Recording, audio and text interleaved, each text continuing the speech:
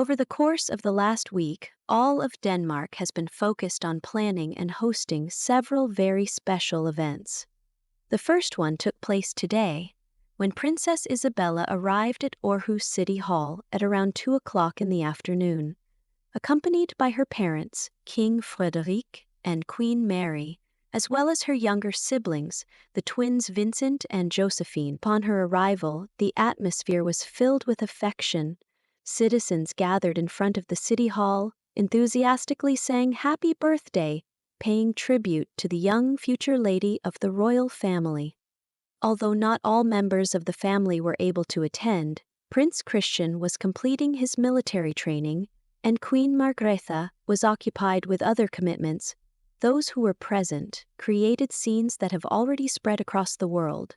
For example, Queen Mary approached a group of children with such tenderness that she left an unforgettable impression and a wonderful testament to how close the royal family is to its people. Princess Isabella herself could not hide her emotion before the crowd that warmly welcomed her on that day, which served as the perfect prelude to the festivities planned for the 15th of April at the Royal Theatre in Copenhagen, and later on her official birthday. As for the outfit with which Isabella dazzled at this first big public event, her suit, consisting of a double-breasted jacket and wide-cut trousers in a shade of sky blue, one of the favorite colors of the spring season, particularly stood out. To complement this ensemble, she chose a white blouse with a crossover design, creating a very elegant and youthful contrast. In addition, the princess wore a ring by the Dulong brand, adorned with green sapphires, bright colorless stones, and a carnelian cabochon, a piece linked to Queen Mary. As if that were not enough, Isabella also showcased her individual style by selecting a gold hairpin from designer Ellen Hunter to decorate her hair. This accessory, inspired by the beaches of the Caribbean and created with gold crystals and Pacific opals, was previously worn by Queen Mary during a trip to Norway when she used it as a belt, underscoring the versatility of these royal adornments. If we look at the other family members, we will notice that Mary of Denmark and her younger daughter, Josephine, decided to coordinate their outfits by opting for white. Mary chose an exquisite coat in a Bathon style, beneath which one could glimpse a beige blouse and a checkered skirt by designer Emilia Wickstead, first showcased during her visit to Norway in May 2024. She completed her look with beige accessories, emphasizing them with her shoes, handbag, and impressive diamond earrings. Josephine, meanwhile, chose a more relaxed style, wearing a white blazer, a textured top, black wide-cut trousers, and loafers. The young girl also displayed her taste in jewelry, wearing rings, pendants, and pearl earrings, and she embellished the lapel of her jacket with a detail rich in symbolism.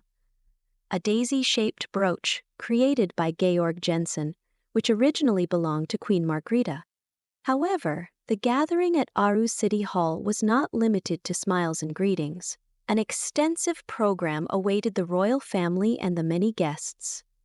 Talents from various disciplines joined together to pay homage to the princess, from young designers who presented a fashion show inspired by sustainability principles, showcasing garments made from the materials of the future, to performers who offered unforgettable musical acts. Students from vocational schools also created a stunning chocolate cake in Isabella's honor, turning the event into a true feast for all the senses. One of the day's most remarkable moments came when the mayor of Aarhus, Anders Vinnerskjold, presented the princess with a very special, handcrafted gift, a gold bracelet produced by the local goldsmith, Trine Valkens.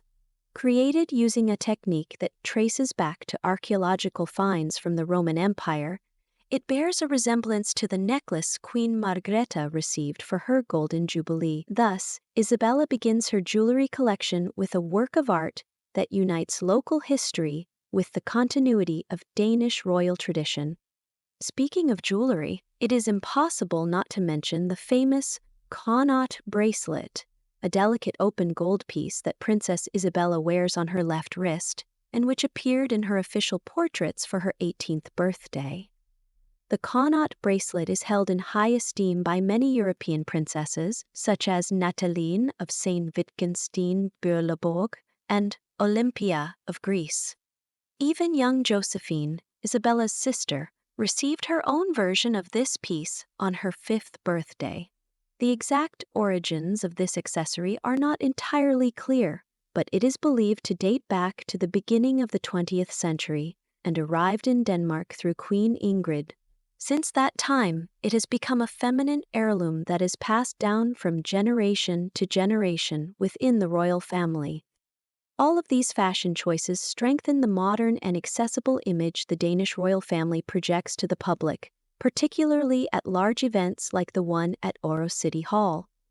Isabella's youth, combined with her undeniable charm, points to an important role for her in Denmark's public life. It is no wonder that many of you, more seasoned and long-term observers of the monarchy, see in her an inheritor of traditions that skillfully merge the past and the present. Watching this united family, one can sense the closeness with which they undertake each of their commitments and the bonds they have created with Danish society. The day ended with the signing of the guest book at City Hall, a gesture by which the royal family confirmed their visit and preserved this day, filled with touching and cultural moments, which, as mentioned previously, paved the way for the upcoming festivities celebrating Isabella's 18th birthday.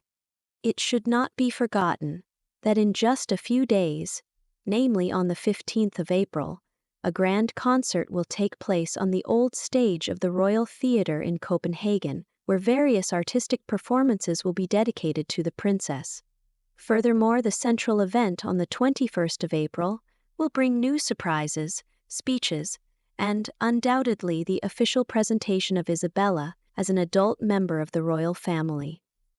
If the first event was so warm and heartfelt, one can only imagine the emotions that the subsequent occasions will bring, especially in anticipation of the 21st of April, when the young princess will celebrate her long-awaited coming of age. We hope all of this information helps you feel like part of the festivities, even from the comfort of your own home, and always reminds you that the essence of the Danish monarchy lies in its ability to adapt to new times without losing its aura of tradition and ceremony.